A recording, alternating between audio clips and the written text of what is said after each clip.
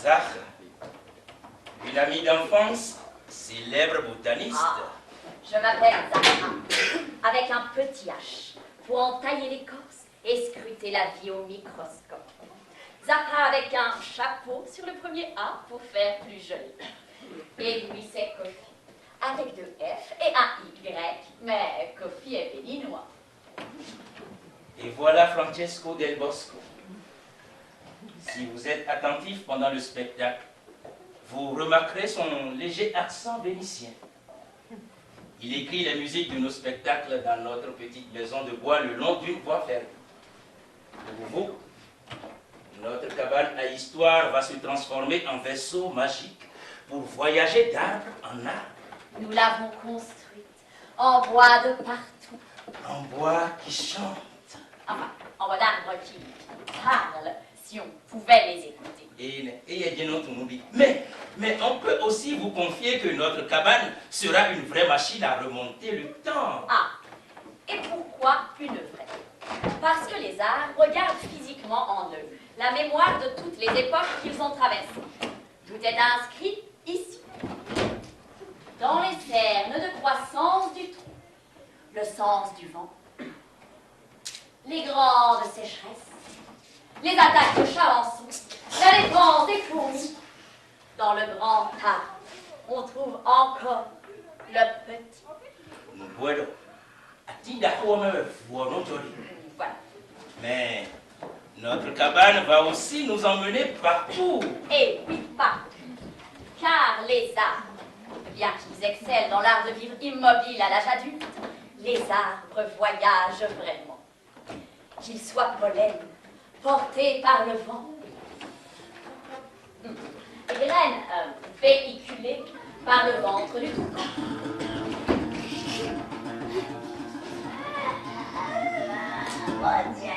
Et même, tenez-vous bien, palétuvier, marchant sur ses racines échasses, dans les eaux saumâtres des mangroves, les arbres voyagent. Nous allons donc vagabonder dans l'espace et le temps d'arbre en arbre, comme les singes. Comme il primo morire, Kofi. Exactement, comme les premiers singes qui pratiquaient la brachiation. La brachiation se cheminait ainsi. D'arbre en arbre pour devenir un jour des êtres verticaux. Notre histoire sera celle de l'humanité qui n'existerait pas sans les arbres et qui risque fort, d'après les dernières études, de disparaître si l'on ne fait rien pour freiner la déforestation.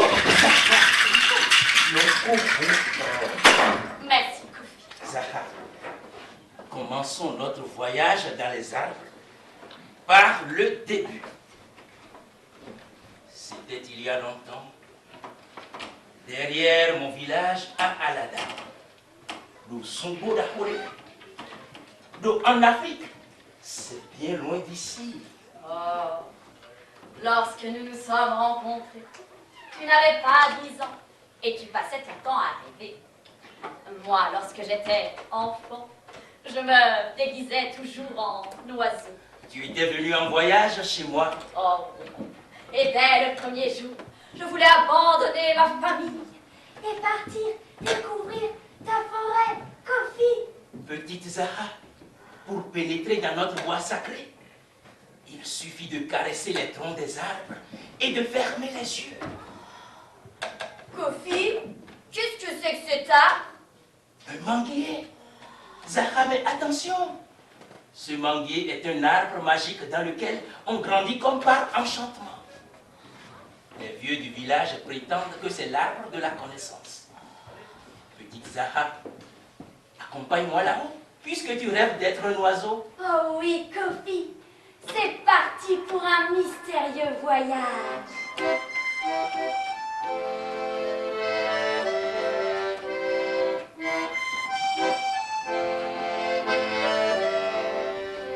Miseo, miseo, elona cheola.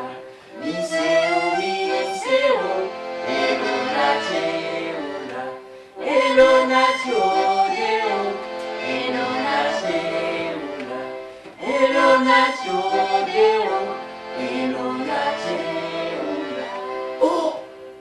Zara, regarde. J'aperçois d'incroyables fleurs. Kofi, pardon. Là, je dois faire un petit point botanistique. Nous étions simplement face aux belles fleurs de Mangifera indica. Les fleurs du manguier poussent en grappes qui ne donneront pourtant que 4 ou 5 mangues. Kofi, tiens-toi bien. Le manguier n'est pas réellement un arbre africain, car on l'a exporté de la Birmanie à partir du XVIe siècle. Faisons attention. Plus nous nous approchons des fleurs, plus nous nous enfonçons dans une sorte de jungle parfumée.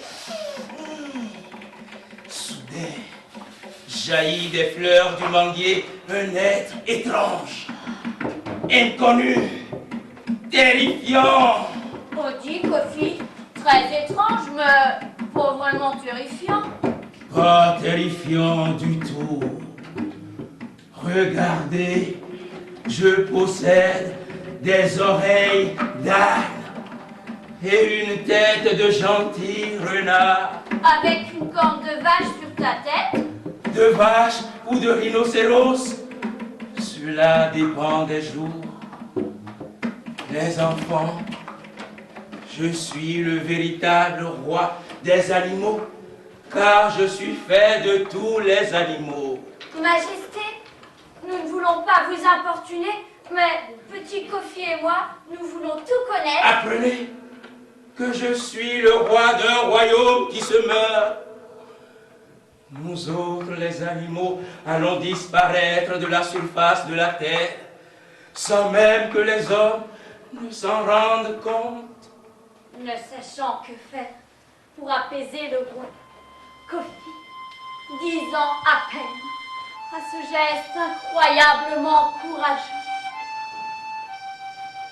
Regardez comme il le caresse avec affection. Merci.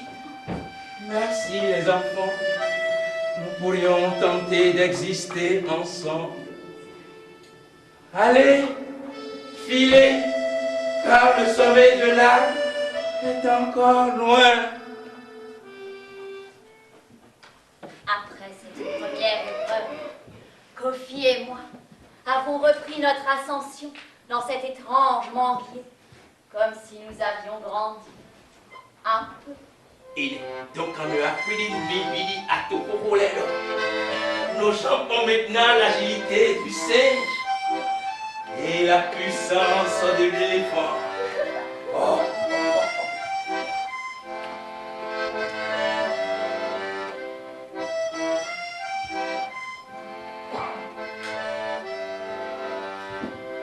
Un peu plus haut, dans l'arbre, nous avons découvert une mangue énorme, beaucoup plus grosse que nous. Zara, cette mangue a l'air délicieuse. Oh, je vois un trou à la surface de la peau brillante du fruit. Un trou minuscule, creusé par un ver, mais non, par une mouche des roues. La Batrocera hypatens. J'entends un bruit doux et envoûtant à l'intérieur de cette énorme mangue. N'écoutant que notre curiosité d'enfant, petite Zara et moi plongeons la tête dans le fruit. Oh, à l'intérieur se tortille une pousse très étrange. On dirait une plante carnivore. Petite Zara, regarde sa collerette de pétales multicolores. Madame la fleur. Les enfants, je suis la reine d'un royaume à l'agonie. Tant de plantes meurent jour après jour. Nous allons disparaître de la surface de la terre, sans même que les hommes ne s'en rendent compte. Que pouvons-nous faire pour vous empêcher de faner, reine des fleurs? Pas grand-chose. Mais peut-être trouverez-vous en nous de quoi étancher ma soif. Nous ne savons comment faire face à cette nouvelle épreuve. Petite Zara est tellement désespérée qu'elle ne peut s'empêcher de pleurer. Une à une, ces larmes étanchent un peu la soif de la reine. Merci les enfants. Poursuivez votre chemin. Le sommet de l'arbre est encore loin. Reine des fleurs, il n'y en a rien que le pot, Asia. Zara, c'est très étrange. Je me sens habité d'une douceur nouvelle.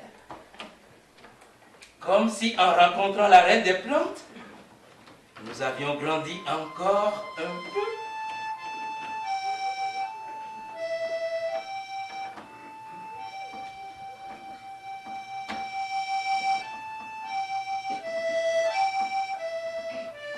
J'ai la sensation de savoir grimper plus facilement que d'habitude. Tes jambes ont la souplesse des lianes et la vigueur du chèvrefeuille.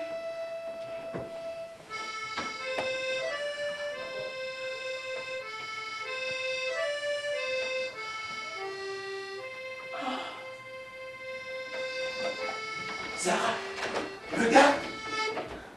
Regarde, le manguier est maintenant bien abîmé. Tu as raison.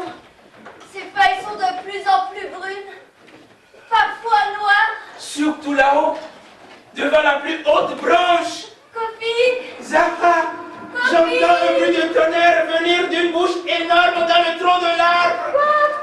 Zara, où vas-tu? Zara, Zara, reviens. Zara, no te comi, Zara, Mayo. Zara, Zara. Oh. Au sommet du manguier se dresse un être gigantesque et difforme à tête de cyclone. Sa bouche crache une grêle glaciale. Son corps est un amas de nuages énormes et gris. les enfants, je suis le prince des vents et des orages, souverain d'un royaume que les hommes défient chaque jour. Chaque folie des hommes me rend plus fort. Zara, aide-moi. Un courant d'air puissant m'emporte dans les cieux. Je virevolte si haut au-dessus de l'arbre que je vais mourir. Petit vermisseau, vous allez disparaître de la surface de la terre sans même que les hommes ne s'en rendent compte. Zara, laissons le roi des animaux et la reine des plantes venir à mon secours. Oh oui, le roi pourrait t'attraper entre ses pattes de fourrure douce. Et la reine me tisserait un tapis de fleurs moelleuses pour amortir ma chute. Kofi, quand j'y pense, dans nos histoires d'enfants, beaucoup de monde vivait dans ton manguier. Eh bien, figure-toi que d'un point de vue strictement botanistique, nous n'avions pas tort. Ah, tu crois que le roi des animaux et la reine des plantes existent pour de vrai et qu'ils m'ont sauvé de l'ouragan? Kofi, ne sois pas ridicule. Fais un effort. Francesco, un arbre ne doit pas être considéré comme un être solitaire, mais plutôt comme une sorte de famille solidaire. Chaque bourgeon, chaque branche sont autant de plantes qui poussent les unes sur les autres et collaborent. Ah, un peu comme des cousins qui s'entraident. Un po' come la famiglia del Veneto. Kofi, Francesco, pour essayer de comprendre la complexité des arbres, poursuivons notre voyage dans une région de notre planète où il n'y avait justement pas d'arbres, sur des îles perdues au milieu de l'océan Pacifique. Oh! Je crains que lors de cette expédition, comme les habitants de ces archipels sablonneux, nous ne souffrions de soif. Oh! Et peut-être même de faim. Évidemment que oui, puisque l'arbre dont nous allons raconter l'histoire n'existe pas encore. Zara, j'aperçois enfin un îlot perdu. Oh! On devine sur le rivage un village minuscule sous un soleil qui n'en finit pas. Un notable borgne se promène devant un palais de terre. Madriga Kourango, dansant sur un caillou, un singe magicien. Nalakalal. Il y a même un brigand facétieux. C'est ladrone. Et Sundaro, une jolie fille qui descend la ruelle principale. Sundaro. Une marchande de beignets. Et juste derrière, une vieille nourrice. C'est la nourrice de la fille du roi. Oui, puisque chef terrible règne sur ce village, Mikat.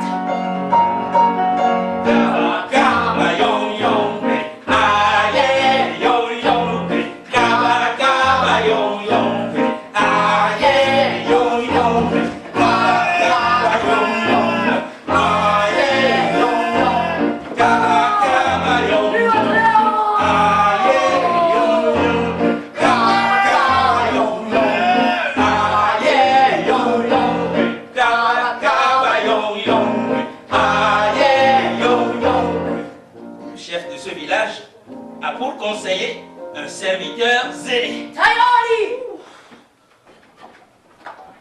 Ce chef Mikat est craint des habitants de son île, car il est aussi colérique que le volcan qui domine l'archipel.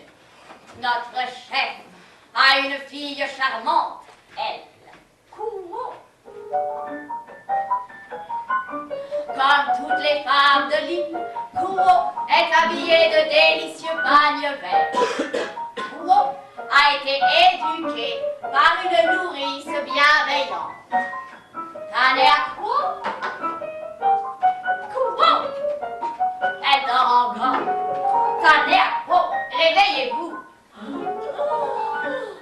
Tanea Kouo, Sa Majesté votre père vous convoque dans son palais de sable ocre. De rien faire nourrir. Hâtez-vous.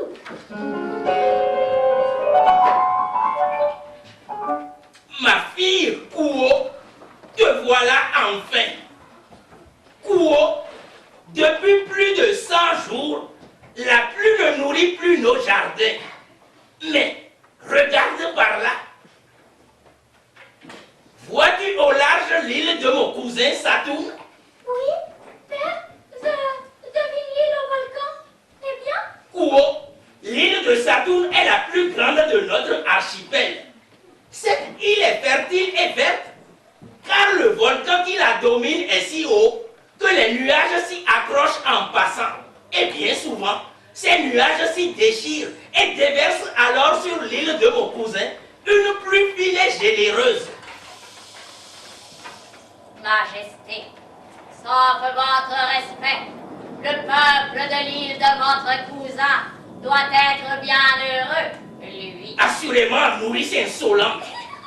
Le peuple de l'île au volcan est chanceux et bien souvent joyeux. Mais Saturne, mon cousin, quant à lui, est bien malheureux. Comment un fête peut-il être triste si son peuple est satisfait? Kouo, tu n'as croisé Saturne qu'une seule fois, le jour de ta naissance. Cette année-là, mon cousin avait perdu sa tendre épouse. Depuis, il est persuadé que tu seras un jour sa nouvelle femme. Kouo, ce jour est venu. Mais père, que me demandes-tu? Saturne est mieux, plus mieux que toi. Père, pourquoi m'imposer un mari que je n'aime pas? Aniakwo, Masai Noma, je vais lui dire. Majesté, je ne suis que l'humble nourrice de votre cher enfant. Mais j'ai lu dans le reflet de la lune un étrange présage. Votre enfant est aimé par une créature magique qui ne tolérera pas votre fou projet. Vieille impertinente, tais-toi. Père, je ne peux pas croire cette prophétie, mais ne m'obligez pas à épouser votre cousin. Kouo, autant de vio énoncé. Hein? tu vas épouser son cousin. Car l'alliance de nos îles, perdues au milieu de l'océan, nous donnera chance et prospérité. Sans même attendre la réponse de sa fille, Mikate et les autres dignitaires du village, Talavan, Tayoli, ils obligent Quo à embarquer à bord de la pirogue des chefs.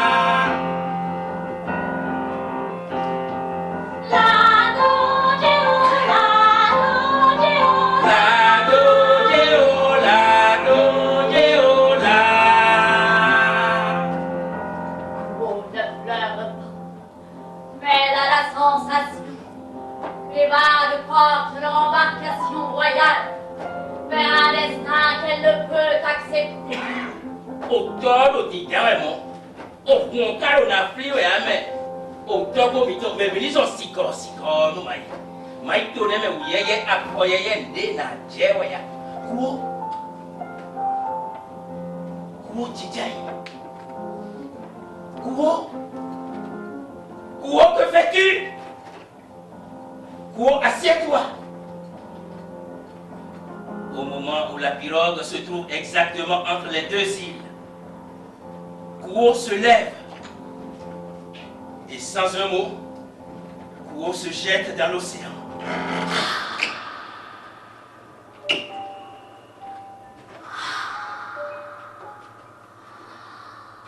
Dans ces endroits du monde, l'eau est si transparente que Mikate et sa suite royale peuvent voir le corps de la jeune fille couler. Couler jusqu'au fond de l'océan.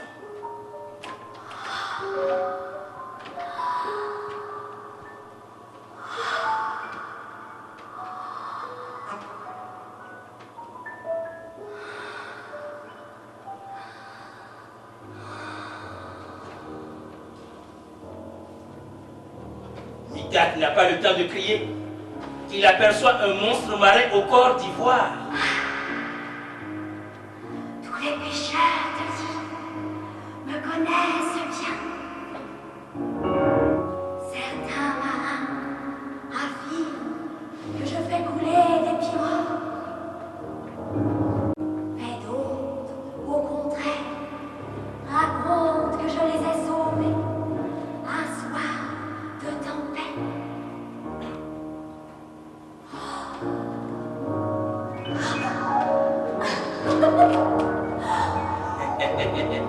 Mikate se souvient-il seulement du présage de la vieille nourrice?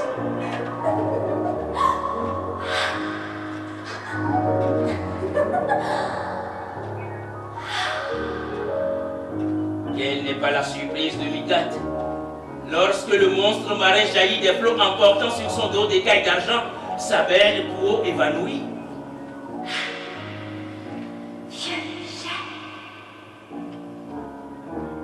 Voici ta fille, je te la rends. Puis laisseras-tu la liberté d'aimer qui bon lui semble. Taido wedon wenon se kwami. Taido wedon dena jeano. Wini se kwami. Quo hurla comme si c'était sa propre tête qui avait été tranchée d'un coup de sabre royal.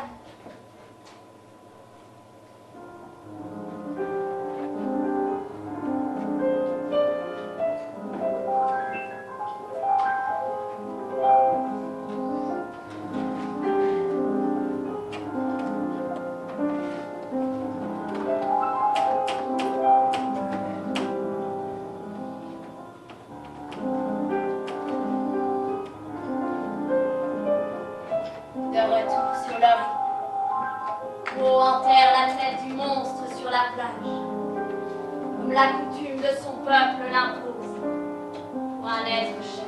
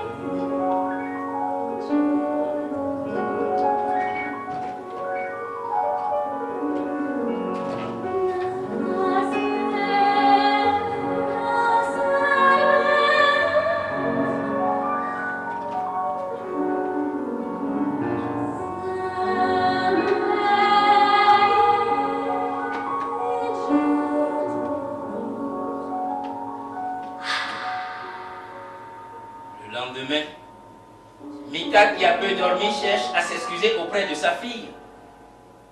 Il parcourt plusieurs fois toute son île minuscule en vain. Fiede, fiede, moi. Fie côté, moi.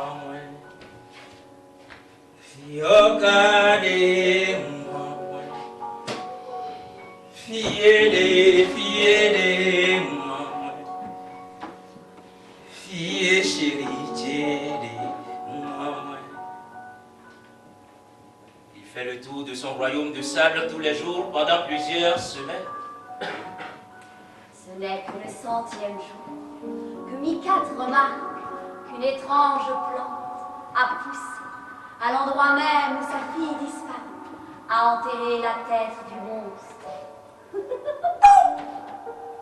Ce tronc de près de 10 mètres ressemble étrangement au corps d'écaille du monstre marin. Cet arbre ne possède aucune branche. Il est par contre coiffé de belles feuilles vertes, semblables aux vêtements de ma fille. Mika réalise enfin que dans le sable, sa fille et la tête du serpent marin vont donner naissance à un arbre jusqu'alors inconnu. Un palmier. C'est à ce moment précis que tombe de l'arbre un fruit. Un fruit comme Mika, tu n'en as jamais vu. Cette noix est dure, comme la tête de sa fille. Avec les petits yeux noirs du monstre serpent.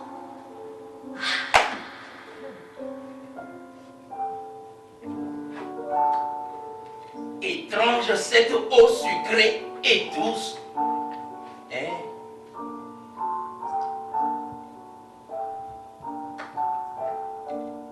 Délicate cette chair blanche. Oh! Peuple de l'île, réjouissez-vous. Un fruit incroyable est né. Nous le nommerons la noix de Kuo. Fruit magique né de l'amour de ma fille pour un serpent marin. Dans nos îles, les noix de Kuo sont respectées comme des fruits de vie. Notre village fut ainsi sauvé par les fruits du cocotier. Ils peuvent étancher la soif et nourrir un peuple qui a faim.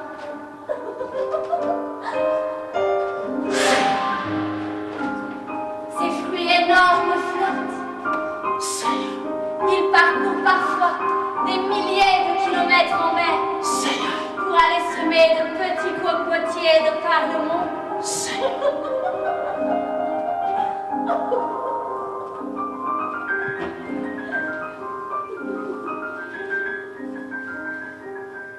Francesca.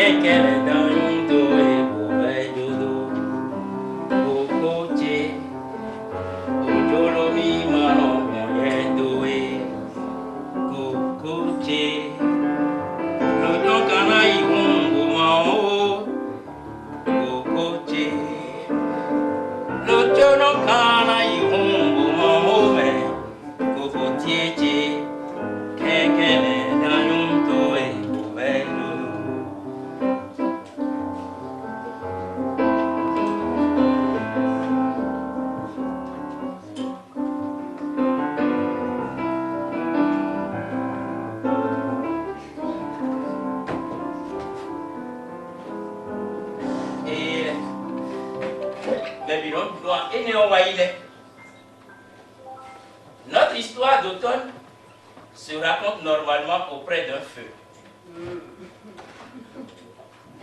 Oh, sur ce feu, avec une poêle à trous, ma grand-mère faisait griller des châtaignes en nous racontant son enfance. Et quand son histoire était terminée, les châtaignes étaient bien chaudes et bien fondantes. Nous avions alors le droit d'en manger quelques-unes avant de l'aider à rentrer du bois. D'ailleurs, Kofi, si tu veux bien aller chercher du bois, notre bûcher est presque... Et toujours moi, encore moi. Merci.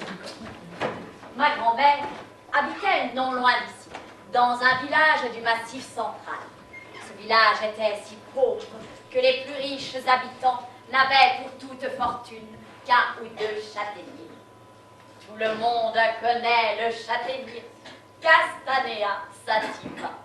Le châtaignier, c'est donc cet arbre qui, en automne, donne ce fruit qui ressemble à un petit hérisson. Pourquoi? Parce que l'arbre a pensé à protéger ses graines des rongeurs et des gourmandes. Caché sous des piquants roux, le fruit lisse est savoureux et sucré. Ma grand-mère,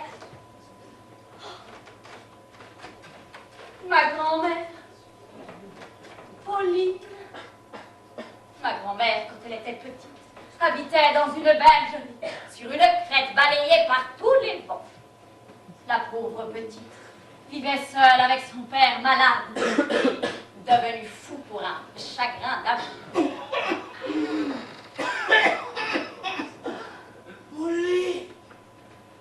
Molly, va chaparder quelques bouts de pain et des fruits chez ces riches marchands de la vallée.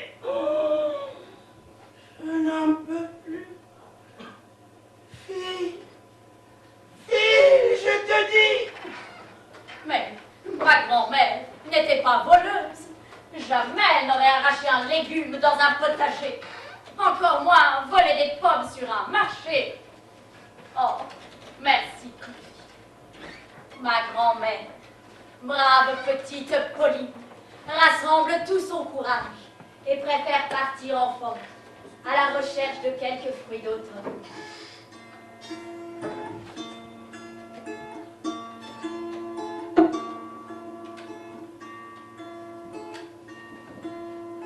Avec les bailets, comme tu vas des tous la foi des douces, casse-nous des boîtes, casse-nous des noyaux. Avec les bailets, comme tu vas des tous la foi des douces, casse-nous des boîtes, casse-nous des noyaux, casse-nous des noyaux.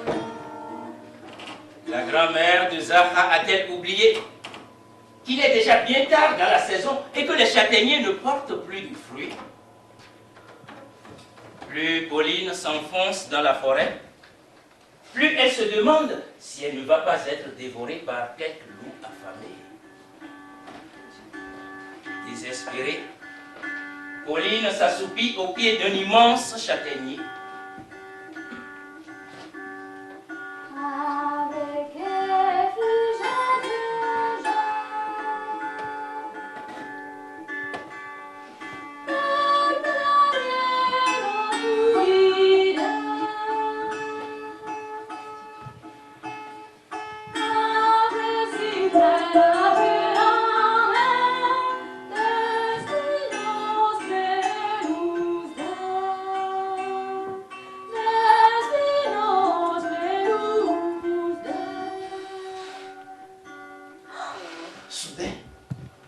Pauline remarque un arbuste à peine plus grand qu'elle. Le jeune arbre semble grelotter dans le vent.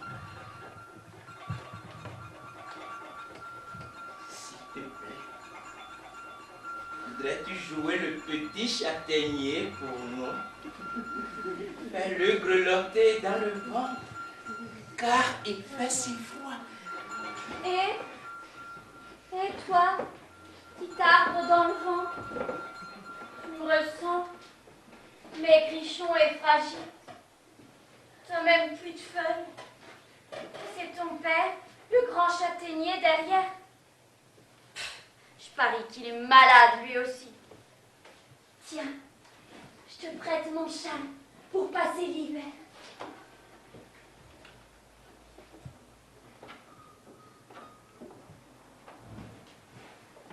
Alors que Pauline vient d'emmitoufler le petit châtaignier de son vieux foulard de laine, l'immense arbre se met à trembler de tout son feuillage, comme si une tempête s'emparait de ses branches.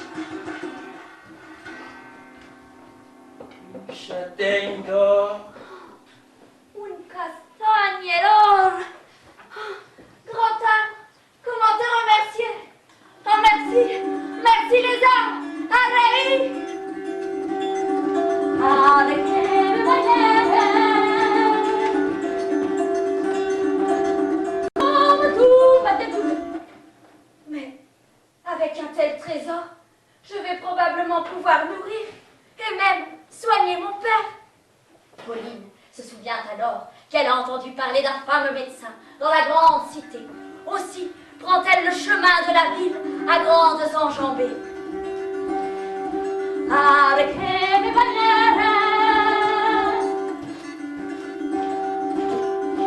comme tout battait tous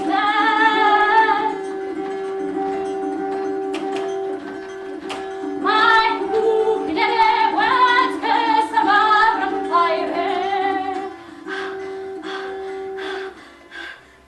T'es fatiguée, Pauline. Attends, viens, je t'aide, petite grand-mère. Oh, is.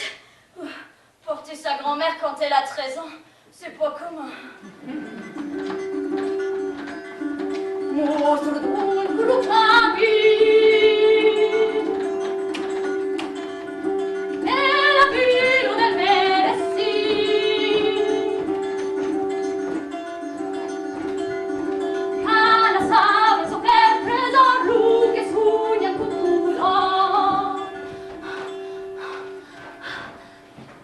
Mais Pauline n'arrive que tard le soir, dans les ruelles désertes de cette riche bourgade.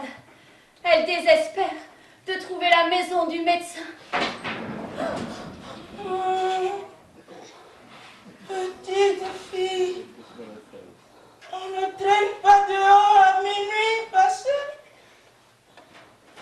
Mais si tu cherches à sauver quelqu'un, je suis de cette profession qui soigne et guérit.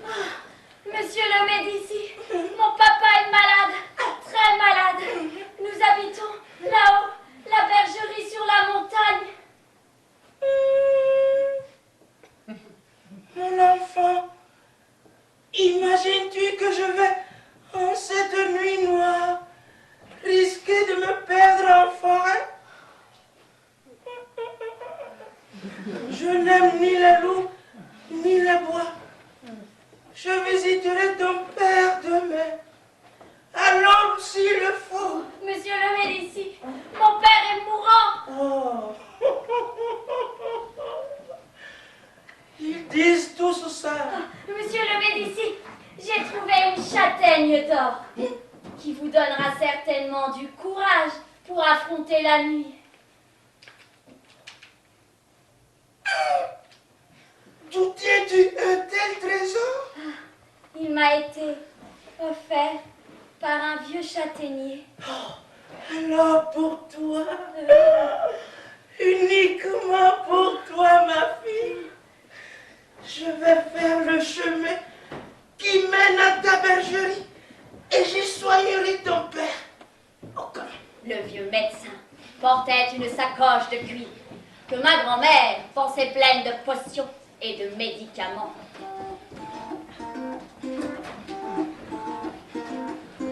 Pour des raisons bien différentes, ils marchent vite tous les deux, sur ce chemin que seule la lune éclaire.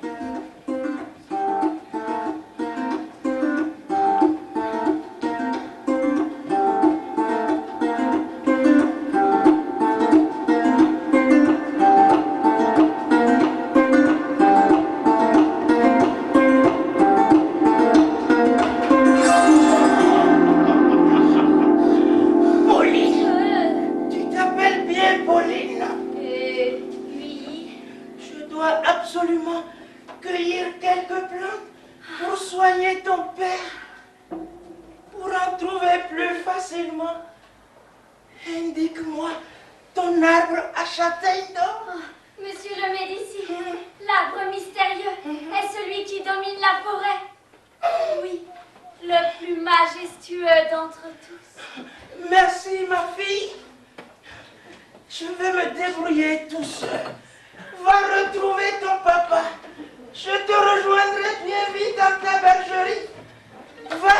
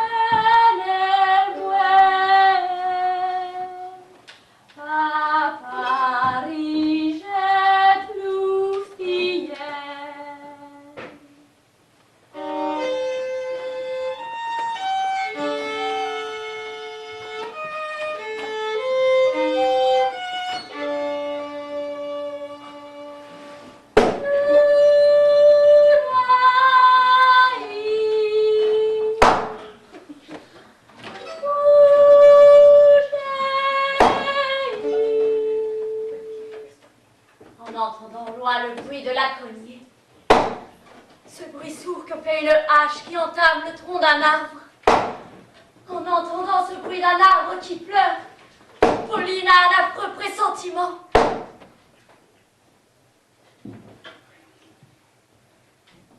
Lorsqu'elle rejoint le vieux médecin dans la forêt, celui-ci attend entamer le tronc du grand châtaignier, qu'il ne semble tenir droit que par la force du vent. Enfant, que viens-tu faire ici? Si cet arbre contient de l'or, il m'appartiendra bientôt. Monsieur le Médicis, vous deviez soigner mon père, et vous voilà en train de tuer un arbre. Enfant, retourne d'où tu viens, ou je t'abattrai comme ce vieux châtaignier. Le vieux médecin devenu fou menace Pauline avec tant de violence qu'il ne remarque pas que l'immense arbre s'effondre sur lui.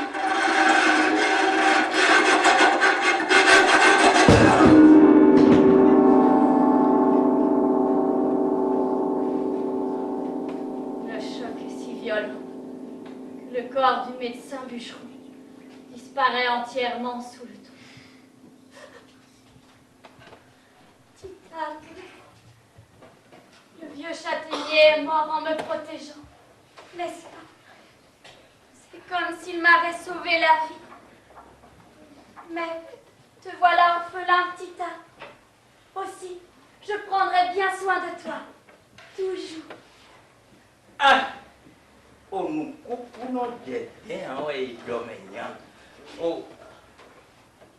Sarah, je ne vois plus ton arrière-grand-père. Le père de Pauline. Ma grand-mère raconte qu'elle avait su avec certitude qu'elle pourrait soigner son père avec les feuilles de ce châtaignier généreux. Elle en prépara un breuvage et son père fut sur pied d'elle le lendemain, au point d'en oublier son chagrin d'amour. Mais ma grand-mère aimait nous faire peur en racontant que près du tronc mort du vieux châtaignier avait poussé Un arbre étrange. Un marronnier? Mhm. Le vieux docteur Cupide et mauvais était devenu un arbre. Un arbre dont les fruits ne doivent jamais être mangés. Parce que finalement, l'or est un poison. Kofi n'a pas tort. Ah. Le marronnier, Aesculus hippocastanum. Le marronnier donne des fruits dorés et lisses qui ressemblent effectivement aux châtaignes. On les appelle des marrons. Mais rien à voir avec les marrons glacés ou marrons chauds, non. Francesco, Oui. les marrons du marronnier sont des fruits toxiques.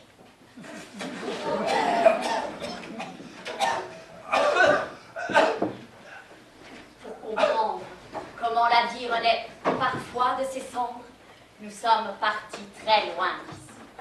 Ah, sì, arbre di Messico. Exactement. Au Mexique, nous avons étudié des forêts extraordinaires qui poussent sur les cendres des volcans.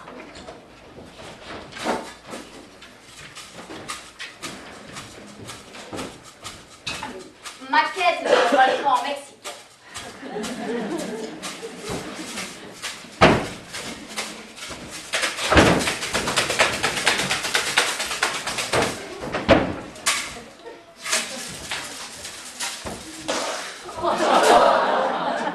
Qu'est-ce que tu fais?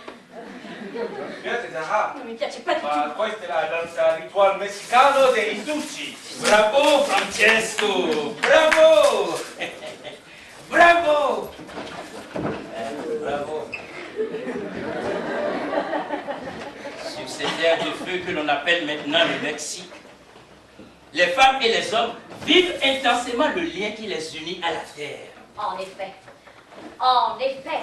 par un matin d'hiver froid et piquant, nous avons vécu là-bas une rencontre botanisto-ethnographique extraordinaire. Ce matin-là, un vieil Indien sort de son wigwam en grande tenue de cérémonie pour cette belle fête du Souti, la grande traversée. El Xuti. Chez les Indiens Xochitecatl, le passage à l'âge adulte est célébré traditionnellement par un rituel qui oblige les jeunes gens à atteindre le sommet de la Malinche. 4431 mètres d'altitude. La Malinche, un immense volcan qui sommeille au cœur d'une épaisse forêt de cèdres. Zahra, tu vas jouer une jeune squaw. Oh, d'accord. Mais dis, Kofi, il me faudrait au moins quelques jolies plumes. En bas quoi? Pitawa, Non. la fille bougonne du vieil Indien. Oh non, non, Kofi. Oh,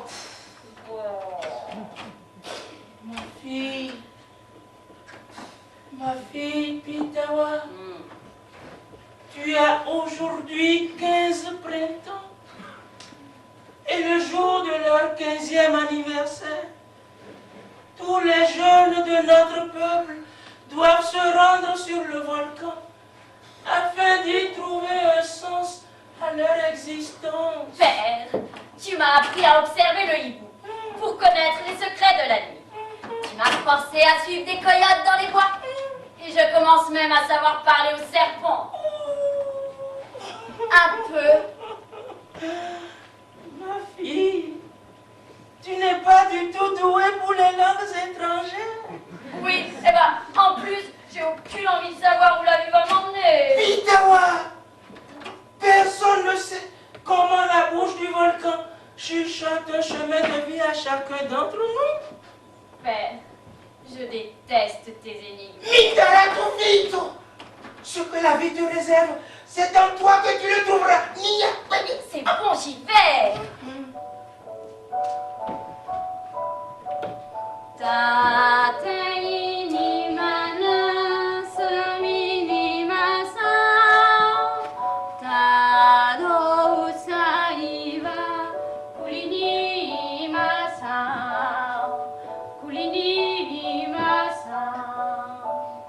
Oh non, une rivière. Je vais tout tremper mes mocassins.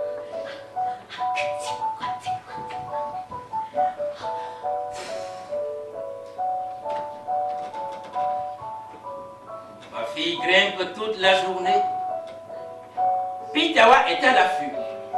Elle ne sait pas vraiment ce qu'elle guette. Elle attend un signe. Pitawa marche les yeux accrochés à la cime des arbres. Et tout à coup, elle va trébucher en remarquant le panache au cou d'un écureuil magnifique. Attention, je vais vraiment trébucher de tout mon long près. Rattrapez-moi. Hé, j'approche tes arbres. Cesse de te moquer. Puisque t'es si malin, indique-moi la piste qui mène au volcan sacré. Le doigt m'est houspillé. Pitawa, je vais t'aider à trouver ton chemin de vie.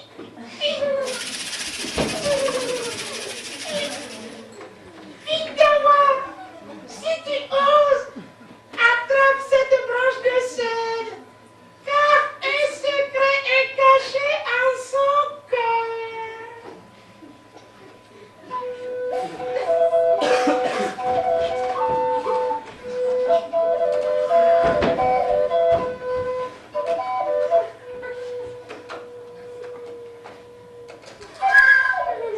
N'aie calme, j'ai peur. Tate minimasa, minimasa, tado usaiva, minimasa, minimasa.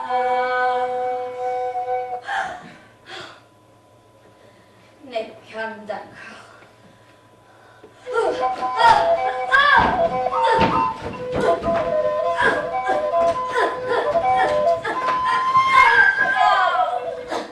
Chat rouge des arbres. Mais c'est qu'un pauvre bout de bois mort. C'est pas un secret qu'il y a là-dedans. C'est un sortilège. Pitawa, creuse un peu. Le sens de ta vie ne te sera pas donné sans effort. Va-t'en, grignoteur de noisettes. Ah, merci. Me traîner au sommet d'un volcan avec des énigmes stupides. Creuse, creuse.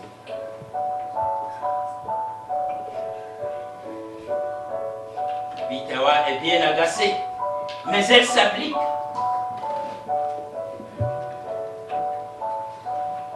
Elle évite patiemment la branche de cèdre à la recherche de son secret.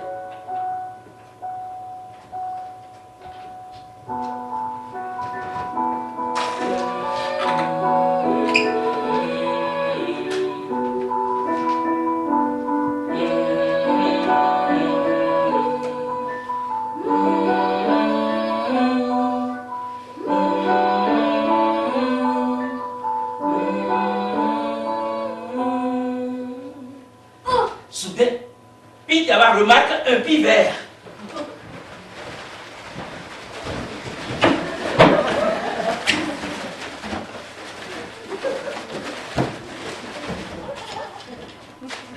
Picchio verde. Merci, Francesco. Francesco, merci. Merci. Je vais jouer le pivert. Hé! Mais qu'est-ce que vous avez tous avec cette branche de cèdre? Rends-moi ça! Tambourin à collerette!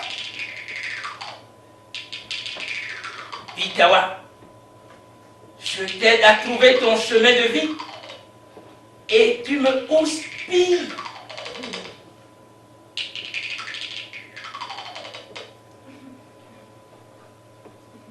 En quelques coups de bec, le drôle de plumeau a percé 5 trous bien réguliers dans mon bout de bois.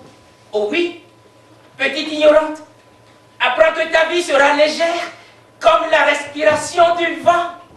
Hein? Qu'est-ce que tu dis? Je suis légère comme le souffle du vent. Oh, je déteste les énigmes plumaux-verdâtres. Mais d'accord, je vais suivre ton conseil. Je vais tenter de m'envoler par les airs pour trouver mon chemin de vie. Pitawa est maintenant en équilibre au bord du cratère fumant. Sa main gauche serre fort la branche de cèdre que le pivert a percée de 5 trous réguliers. La main droite cherche un appui qui n'existe pas. Bon, alors, pour trouver mon chemin de vie. Je tends les bras et je vais devenir légère comme la brise du soir.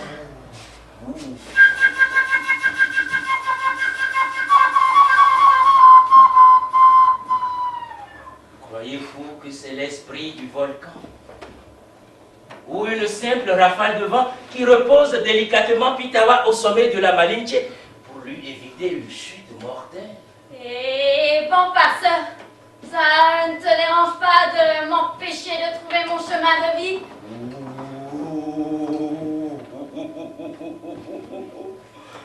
Je te l'offre depuis longtemps par les oreilles et tu me houspilles. Petite ignorante, ferme les yeux, écoute les secrets de l'écureuil, du pivert et du vent.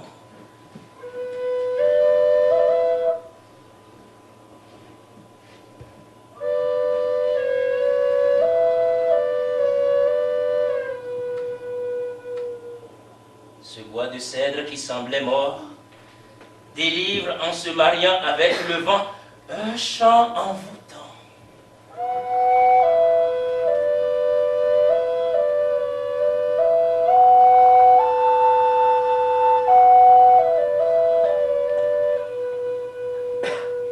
Cette musique ressemble étrangement à ce que Pitawa ressent à ce moment-là.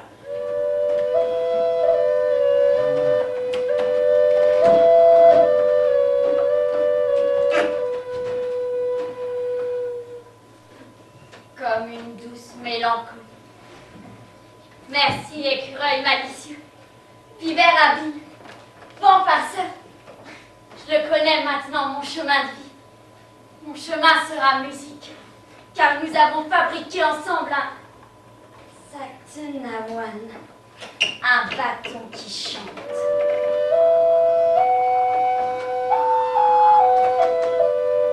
Cette légende indienne qui raconte comment est née la flûte en bois de cèdre est véridique. D'ailleurs, c'est un écureuil qui nous l'a offerte avant de disparaître dans le feuillage d'un cèdre rouge.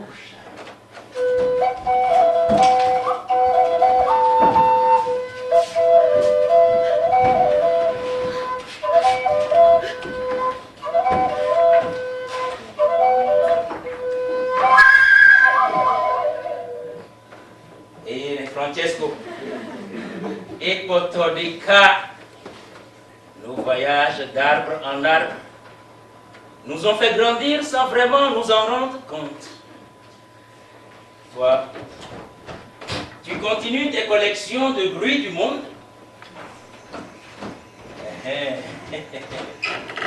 Zaha est devenu célèbre botaniste. Et moi, je reste amoureux des mystères. Kofi. Kofi, te souviens-tu du jour où nos inquiétudes ont été submergées par un chagrin d'enfant? Nous traversions la jungle birmane et un jeune garçon... Oui, je me souviens. Somiatou. Il dessinait sur un bout de carton ramassé au bord d'une piste de terre rouge. Oh, les dessins des enfants cachent des images magiques. On ne vous l'a peut-être pas dit, mais...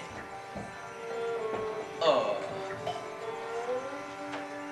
vos mains ont la mémoire du monde. Les mains des enfants dessinent un temps secret. Le temps d'avant votre naissance. Mais quand Kofi dit avant, c'est bien avant. Oh. Avant même que vous soyez au chaud dans le ventre de vos mères. Alors, petit bonhomme, qu'est-ce que tu fabriques? C'est un dragon, madame. Si je le finis, je te le donnerai.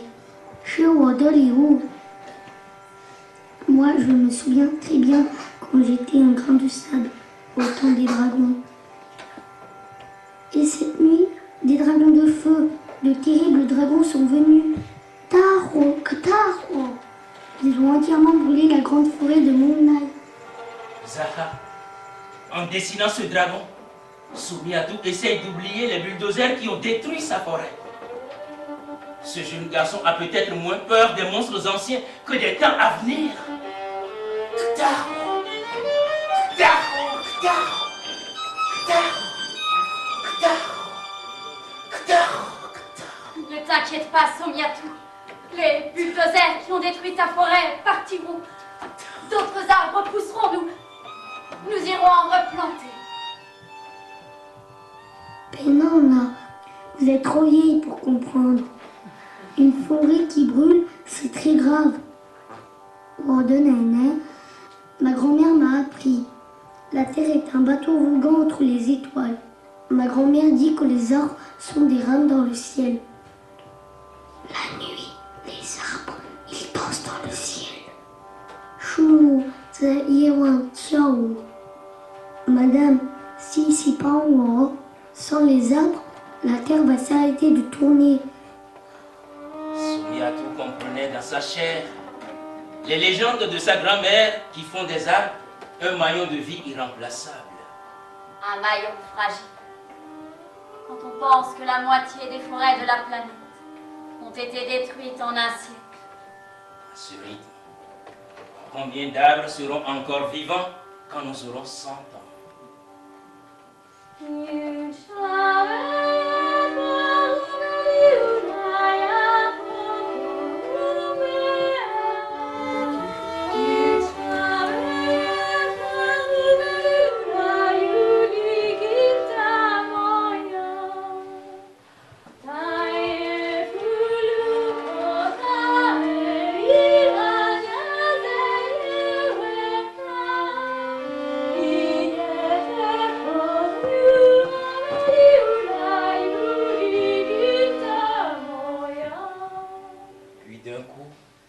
D'un seul, Soumiatou s'est levé. Il avait comme oublié son chagrin. Seuls les enfants savent passer comme cela des larmes pour rire.